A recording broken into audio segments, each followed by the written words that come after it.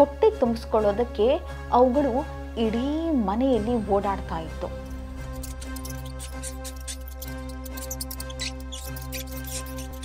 ಮನೆಯಲ್ಲಿ ಇಲಿಗಳಿಗೆ ಬೇಕಾದಷ್ಟು ಆಹಾರ ಸಿಗ್ತಾ ಇತ್ತು.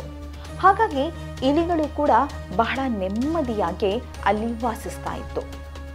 ಆದರೆ ಒಂದು ದಿನ ಆ ಇಲಿಗಳಿಗೆ ಆಘಾತ ಆಗುತ್ತೆ. ಯಾಕಂದರೆ ಇದ್ದಕ್ಕಿದ್ದಂತೆ ಆ ಮನೆಯಲ್ಲಿ ಒಂದು ಬೆಕ್ಕು ಕಾಣಿಸ್ಕೊಳ್ಳುತ್ತೆ. ಬೆಕ್ಕನ್ನು ನೋಡಿದ ಎಲ್ಲ ಇಲಿಗಳು ಬೇಗನೆ ತಮ್ಮ ಬಿಲದೊಳಗೆ ಅಡಗಿಕೊಳ್ಳುತ್ತೆ. ಈಗ ಮನೆಯಲ್ಲಿ ತುಂಬ ಇಲಿಗಳಿವೆ ಅನ್ನೋದನ್ನು ಬೆಕ್ಕು ನೋಡಿದೆ. ಬೆಕ್ಕು ಕೂಡ ಅದೇ ಮನೆಯಲ್ಲಿ ವಾಸಿಸೋದಕ್ಕೆ ನಿರ್ಧಾರ ಮಾಡುತ್ತೆ. ಬೆಕ್ಕು ಅದೇ ಮನೆಯಲ್ಲಿ ವಾಸಿಸೋದಕ್ಕೆ ಕೂಡ ಆರಂಭ ಮಾಡುತ್ತೆ. ಬೆಕ್ಕಿಗೆ ಹಸುವಾದಾಗಲೆಲ್ಲ ಅದು ಕತ್ತಲೆಯಲ್ಲಿ ಅಡಗಿ ಕುಳಿತುಕೊಳ್ತಾ ಇತ್ತು. ಇಲಿಗಳು ಬಿಲದಿಂದ ಹೊರಗೆ ಬಂದ